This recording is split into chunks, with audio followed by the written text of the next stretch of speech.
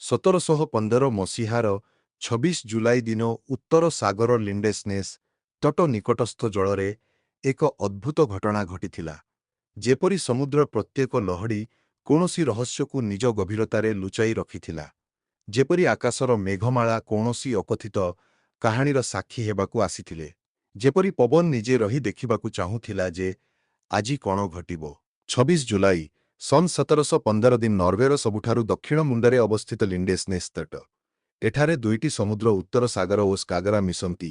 ଆଉ ଯେତେବେଳେ ସେମାନେ ମିଶନ୍ତି, ଲହଡ଼ିଗୁଡ଼ିକ ଉଚ୍ଚ ହୋଇଯାଏ, ପବନ ତୀକ୍ଷ୍ଣ ହୋଇଯାଏ, ଆଉ ପାଣିର ସ୍ରୋତଗୁଡ଼ିକ ପରସ୍ପର ସହ ମିଶି ନାବିକମାନଙ୍କ ପାଇଁ ଜାଲ ବିଛାଇ ଦିଏ।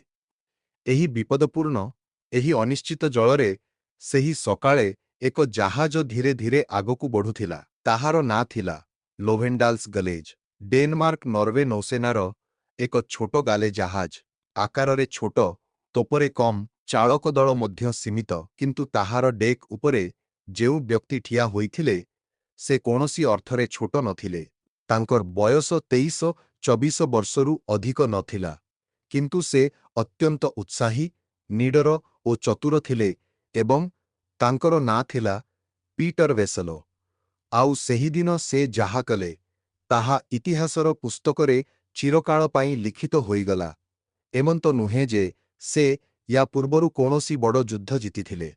ଏପରି ନୁହେଁ ଯେ ସେ କୌଣସି ବଡ଼ ଶତ୍ରୁକୁ ପରାସ୍ତ କରିଥିଲେ। ବରଂ ସେ ଏପରି କିଛି କଲେ ଯାହା ବୋଧହୁଏ ଆଉ କେହି ଭାବିବାକୁ ମଧ୍ୟ ଚିନ୍ତା କରି ନଥିଲେ।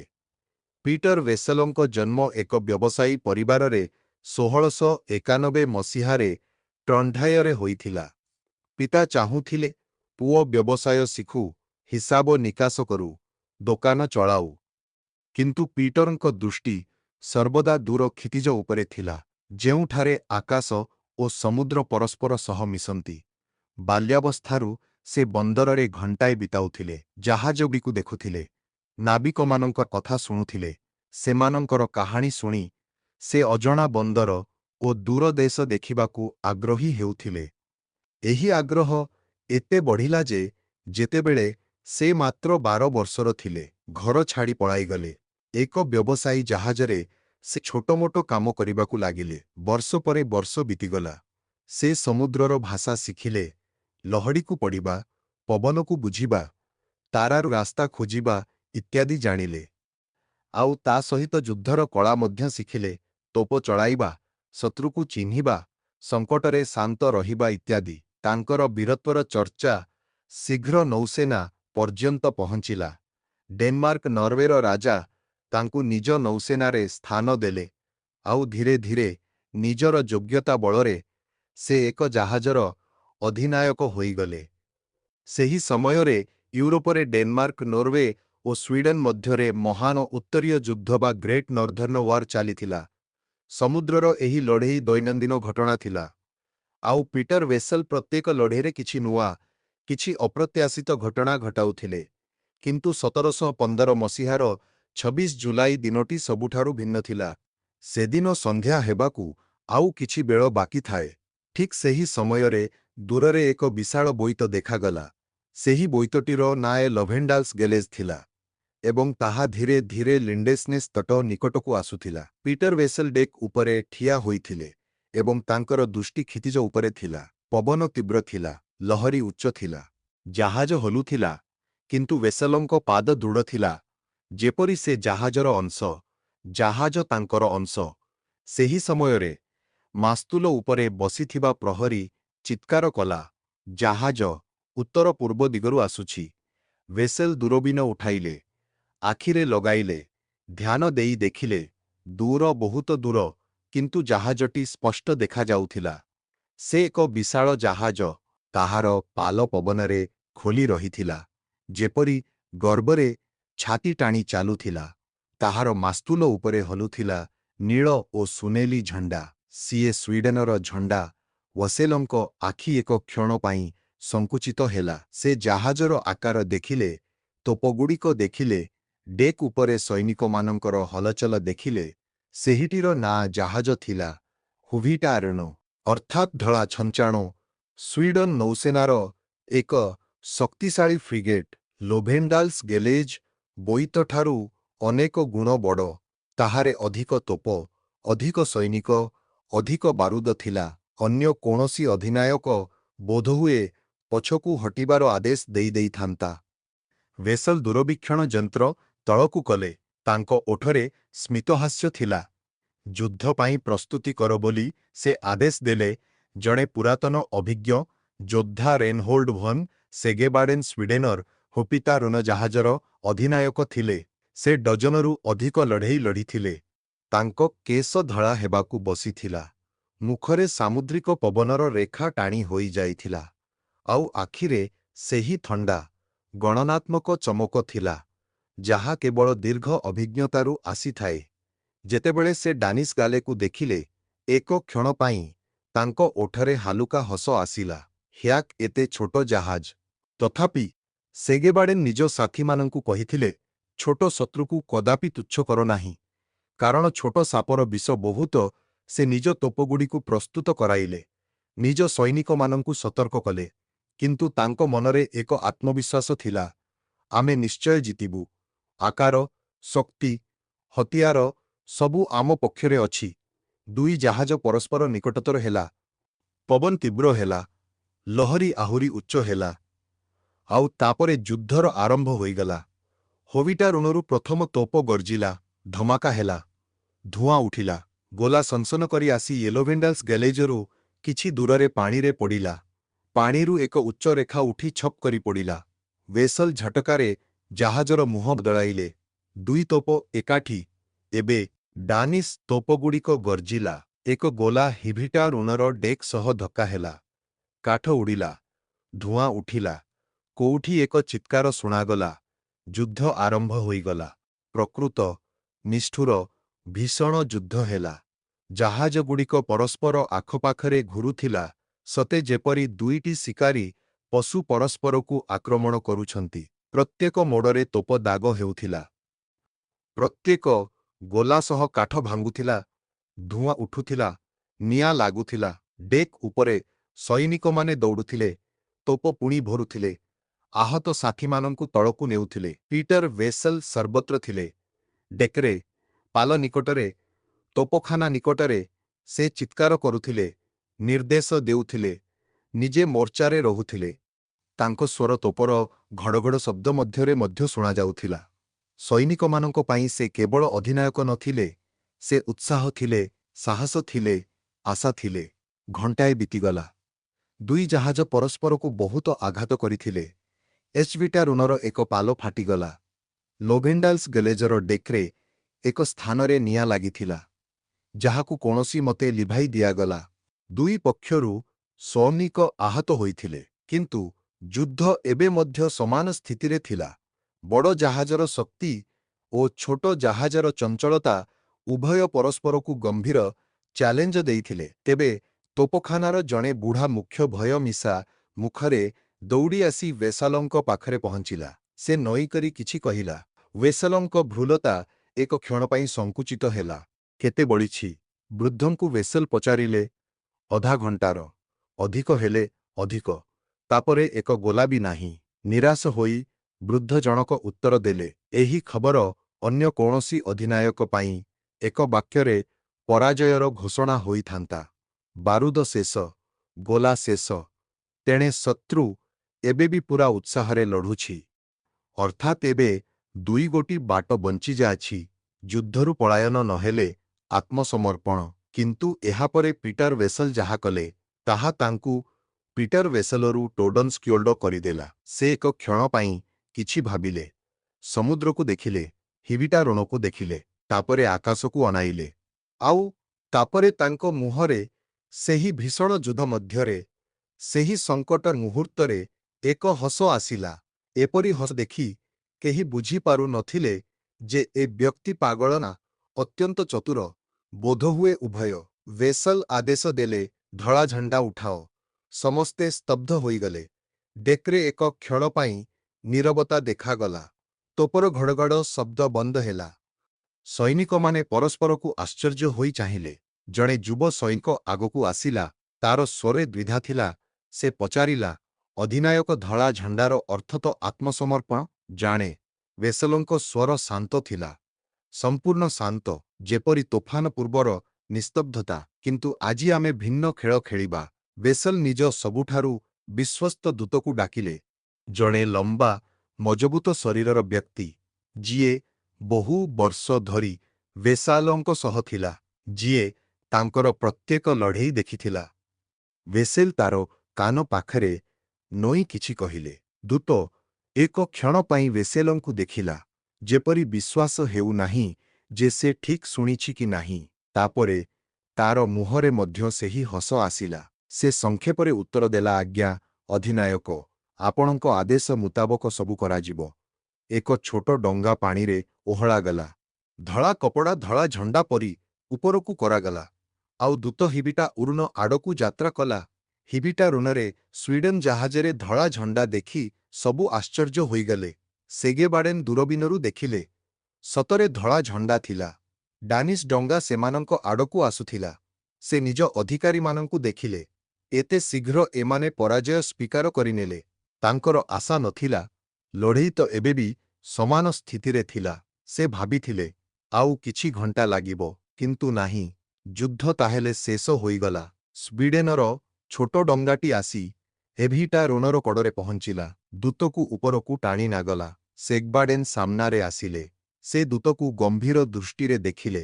ତୁମର ଅଧିନାୟକ ଆତ୍ମସମର୍ପଣ କରୁଛନ୍ତି କି? ଦୂତ ମସ୍ତକ ସିଧା କଲା। ତାର ସ୍ୱରରେ ଏକ ଅଦ୍ଭୁତ ଔପଚାରିକତା ଥିଲା, ଯେପରି ସେ କୌଣସି ଅତ୍ୟନ୍ତ ଗମ୍ଭୀର ସନ୍ଦେଶ ଦେଉଛି। ମହୋଦୟ, ଆମର ଅଧିନାୟକ ପିଟର ଭେସେଲ ଆପଣଙ୍କୁ ବିନମ୍ର ନିବେଦନ କରୁଛନ୍ତି। ହଁ, ଆମ ଜାହାଜ ବାରୁଦ ଓ ଗୋଲା ଶେଷ ହେବାକୁ ଯାଉଛି। ଯଦି ଆପଣ ଯୁଦ୍ଧ ଜାରି ରଖିବାକୁ ଚାହୁଁଛନ୍ତି, ତେବେ ଦୟାକରି ଆମକୁ କିଛି ବାରୁଦ ଓ ଗୋଲା ଉଧାର ଦେଇଦିଅନ୍ତୁ। ଏକଥା ଶୁଣିବା ମାତ୍ରକେ ସେହି ମୁହୂର୍ତ୍ତରେ ହୋଇଟା ରୋନର ଡେକ୍ରେ ଏକ କ୍ଷଣ ପାଇଁ ସମ୍ପୂର୍ଣ୍ଣ ନିସ୍ତବ୍ଧତା ବ୍ୟାପିଗଲା। କେହି କହିଲେ ନାହିଁ। ପବନ ବହୁଥିଲା। ଲହରୀ ଉଠୁଥିଲା ପଡ଼ୁଥିଲା। ଦୂରରେ ଡାନିଶ ଜାହାଜ ହଲୁଥିଲା। ଆଉ ତାପରେ କୌଣସି ଏକ ସୈନିକଠାରୁ ହସ ଆରମ୍ଭ ହେଲା, ତାପରେ ଦ୍ୱିତୀୟଠାରୁ, ତାପରେ ତୃତୀୟଠାରୁ, ଆଉ ଚାହୁଁ ଚାହୁଁ ହିପିଟା ରୋନର ସମ୍ପୂର୍ଣ୍ଣ ଡେକ୍ ହସରେ ଭରିଗଲା। ଅଭିଜ୍ଞ ସୈନିକ, ଆଘାତପ୍ରାପ୍ତ ନାବିକ, କଡ଼ା ଅଧିକାରୀ, ସମସ୍ତେ ହସୁଥିଲେ। ଯୁଦ୍ଧ ମଧ୍ୟରେ ଶତ୍ରୁପକ୍ଷକୁ ବି ବାରୁଦ ମାଗି ଯୁଦ୍ଧ ଜାରି ରଖିବାକୁ ଅନୁରୋଧ କରାଯିବ ବୋଲି କିଏ ଭାବିଥିଲା? ସେଗେବାଡେନ ମଧ୍ୟ ହସି ପଡ଼ିଲେ। ପ୍ରଥମେ ହାଲୁକା ହସ, ତାପରେ ଖୋଲାଖୋଲି। ସେ ଏହା କଦାପି ଭୁଲିପାରିବେ ନାହିଁ। ଯେତେବେଳେ ହସ କିଛି କମିଲା, ସେ ଦୂତ ଆଡ଼କୁ ଦେଖିଲେ। ଏବେ ବି ତାଙ୍କ ମୁହଁରେ ହସ ଥିଲା, କିନ୍ତୁ ଆଖି ଗମ୍ଭୀର ଥିଲା। ଫେରିଯାଅ, ତୁମର ଅଧିନାୟକଙ୍କୁ କୁହ। ସେ ଏକ କ୍ଷଣ ରହି ଭାବିଲେ। ଆମେ ଯୁଦ୍ଧ ମଧ୍ୟରେ ବାରୁଦ ବିକ୍ରି କରୁନା। ସେଠାରୁ ଫେରିଆସି ଦୂତଟି ସେ ଆସିଥିବା ଛୋଟ ଡଙ୍ଗାରେ ବସିଲା ଏବଂ ଲୋଭେଣ୍ଡାଲ୍ସ ଗେଲେଜ ଆଡ଼କୁ ଲେଉଟିଗଲା। ଭେସେଲ ଡେକ୍ରେ ଠିଆ ହୋଇଥିଲେ। ସେ ଦୂର ଦୂତର ମୁହଁ ଦେଖିଲେ, ତାର ହସୁଥିବା ଆଖି। ସେମାନେ ଉତ୍ତର ବୁଝିଗଲେ। ଦୂତ ଉପରକୁ ଆସି ସେଗେବାଡେଙ୍କ କଥା ପୁନରାବୃତ୍ତି କଲା। ଭେସେଲ ହସିଲେ। ଭଲ ଉତ୍ତର। ସେ ଏକ କ୍ଷଣ ପାଇଁ ହବିଟା ଆରୋନ ଆଡ଼କୁ ଦେଖିଲେ। ଦୂରରେ ସେଗବାଡେନ ଡେକ୍ରେ ଠିଆ ହୋଇଥିଲେ। ସେ ନିଜ ହାତ ଉଠାଇଲେ। ଯୁଦ୍ଧ ମଧ୍ୟରେ ଶତ୍ରୁ ପ୍ରତି ଏହା ଏକ ଅଭିବାଦନ ଥିଲା। ଏହାର ଉତ୍ତରରେ ଭେସେଲ ମଧ୍ୟ ନିଜ ଟୋପି ଖୋଲିଲେ ଏବଂ ନଈ କରି ଅଭିବାଦନ କଲେ। ସେହି ଦୁଇ ଅଧିନାୟକ ଦୁଇ ଶତ୍ରୁ ହୋଇ ବି ଏକ କ୍ଷଣ ପାଇଁ ସବୁ ଶତ୍ରୁତା ଭୁଲି ପରସ୍ପରକୁ ସମ୍ମାନ ଜଣାଇଲେ। ସେହି ଦିନର ଲଢ଼େଇ କୌଣସି ନିଷ୍କର୍ଷରେ ପହଞ୍ଚି ନଥିଲା। ଲୋଭେଣ୍ଡାଲ୍ସ ଗେଲେଜରେ ଯେତିକି ବାରୁଦ ବଳିଥିଲା, ତାହାକୁ ସତର୍କତାରେ ବ୍ୟବହାର କଲେ। କିଛି ଗୋଲା ଦାଗ ହେଲା।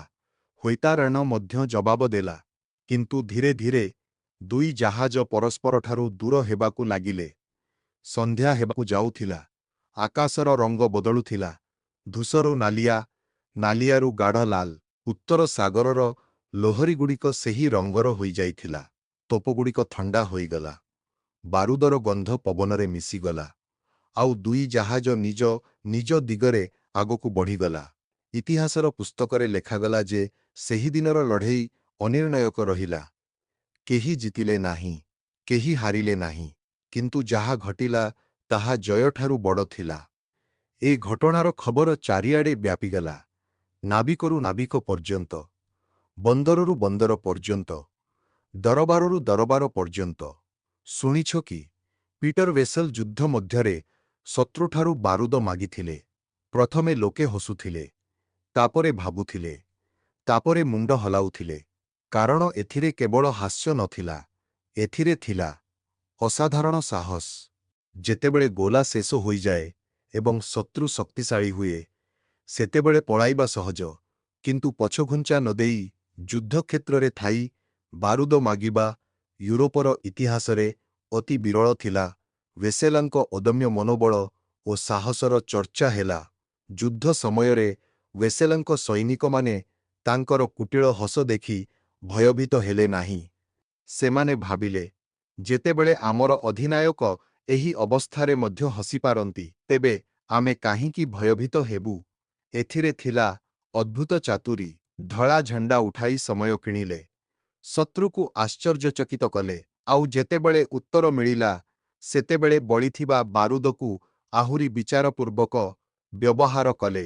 ପିଟର ଭେସେଲଙ୍କ ଏହି କାହାଣୀ ଡେନମାର୍କ, ନରୱେ, ସ୍ୱିଡେନ ସବୁଠାକୁ ପହଞ୍ଚିଲା, ଆଉ ତା ସହିତ ପହଞ୍ଚିଲା ଏକ ନାଁ ଟର୍ଡେନସ୍କୋଲ୍ଡ। କିଛିଦିନ ପରେ ଡେନମାର୍କ ନରୱେର ରାଜା ଫ୍ରେଡେରିକ୍ ପ୍ରଥିଆଇ ୱଲି ପିଟର ଭେସେଲଙ୍କୁ ଦରବାରକୁ ଡାକିଲେ। ରାଜା ତାଙ୍କ ବୀରତ୍ୱର କାହାଣୀ ଶୁଣିଥିଲେ, ସେହି ଦିନର ବାରୁଦ ଘଟଣା ମଧ୍ୟ ଶୁଣିଥିଲେ। ରାଜା ତାଙ୍କୁ ଏକ ଉପାଧି ଦେଲେ, ଟର୍ଡେନସ୍କୋଲ୍ଡ। ନରୱେର ଭାଷାରେ ଏହାର ଅର୍ଥ ବଜ୍ରର ଢାଲ ବା ଥଣ୍ଡରଶିଲ୍ଡ ଅଟେ। ଆଉ ପିଟର ଭେସେଲ, ଯିଏ ଜଣେ ବ୍ୟବସାୟୀଙ୍କ ପୁଅ ଥିଲେ, ଯିଏ 12 ବର୍ଷ ବୟସରେ ଘର ଛାଡ଼ିଥିଲେ, ଯିଏ ସମୁଦ୍ରକୁ ଭଲ ପାଉଥିଲେ, ସେ ହୋଇଗଲେ ଟର୍ଡେନସ୍କୋଲ୍ଡ, ଏକ ନାଁ ଯାହା ଇତିହାସରେ ଚିରକାଳ ପାଇଁ ଗୁଞ୍ଜରିବ। ପ୍ରକୃତ ତୋଫାନ କିନ୍ତୁ ସେହିଦିନ ପରେ ମଧ୍ୟ ଟର୍ଡେନସ୍କୋଲ୍ଡଙ୍କ କାହାଣୀ ରହିଲା ନାହିଁ। ସେ ଲଢ଼ିବାକୁ ଲାଗିଲେ, ଜିତିବାକୁ ଲାଗିଲେ, ଆଉ କେତେକ ସମୟରେ ହାରିବାକୁ ମଧ୍ୟ ଲାଗିଲେ, କିନ୍ତୁ ସର୍ବଦା ନିଜର ଢଙ୍ଗରେ। ଗ୍ରେଟ୍ ନର୍ଦର୍ଣ୍ଣ ୱାର୍ ସମୟରେ ସେ ଅନେକ ଏପରି ଲଢ଼େଇ ଲଢ଼ିଲେ ଯାହା ଅସମ୍ଭବ ଲାଗୁଥିଲା। ମରଷ୍ଟ୍ରାଣ୍ଡର ଲଢ଼େଇରେ ସେ ଏକ ସଶକ୍ତ ସ୍ୱିଡିଶ କିଲ୍ଲା ଉପରେ ଏପରି ଛଳ କଲେ ଯେ କମ୍ ସୈନିକ ସହିତ ମଧ୍ୟ ଜୟ ଲାଭ କଲେ। ସେ ରାତିସାରା ନିଜ ସୈନିକମାନଙ୍କୁ ବିଭିନ୍ନ ରାସ୍ତାରେ ଘୁରାଇଥିଲେ, ଯାହାଦ୍ୱାରା ଶତ୍ରୁକୁ ଲାଗିଲା ଯେ ତାଙ୍କ ପାଖରେ ବଡ଼ ସୈନ୍ୟବାହିନୀ ଅଛି। ଡାଇନେକିଲେନ୍ର ଲଢ଼େଇରେ ସେ ସ୍ୱିଡିଶ ଜାହାଜଗୁଡ଼ିକର ଏକ ସମ୍ପୂର୍ଣ୍ଣ ବହର ଫ୍ଲିଟ୍କୁ ଏପରି ସ୍ଥାନରେ ଘେରିଲେ ଯେଉଁଠାରୁ ସେମାନେ ପଳାଇ ପାରିବେ ନାହିଁ। ପ୍ରତ୍ୟେକ ଲଢ଼େଇରେ ଟର୍ଡେନସ୍କୋଲ୍ଡ ଏକ କଥା ପ୍ରମାଣ କଲେ ଯେ ଶକ୍ତି କେବଳ ଅସ୍ତ୍ରଶସ୍ତ୍ରରେ ନୁହେଁ, ଶକ୍ତି ଥାଏ ଚିନ୍ତାଧାରା, ସାହସ ଓ ମନୋବଳରେ। କିନ୍ତୁ ଟର୍ଡେନସ୍କୋଲ୍ଡଙ୍କ ଜୀବନ ଦୀର୍ଘ ନଥିଲା। ସନ୍ 1720ରେ ମାତ୍ର 30 ବର୍ଷ ବୟସରେ ହାନୋଭରରେ ବ୍ୟକ୍ତିଗତ ବିବାଦ ଯୋଗୁଁ ଦ୍ୱନ୍ଦ୍ୱଯୁଦ୍ଧରେ ତାଙ୍କର ମୃତ୍ୟୁ ହେଲା। ଯେଉଁ ବ୍ୟକ୍ତି ଶହ ଶହ ତୋପ ଯୋଗୁଁ ମରିଲେ ନାହିଁ, ସେ ଏକ ଖଣ୍ଡା ଆଘାତ ଯୋଗୁଁ ମରିଗଲେ। କୁହାଯାଏ, ସେହିଦିନ ନରୱେର ସମ୍ପୂର୍ଣ୍ଣ ସମୁଦ୍ର କାନ୍ଦିଥିଲା। କିନ୍ତୁ ମୃତ୍ୟୁ ଯାହା କରିପାରିଲା ନାହିଁ, ସମୟ ମଧ୍ୟ ତାହା କରିପାରିଲା ନାହିଁ।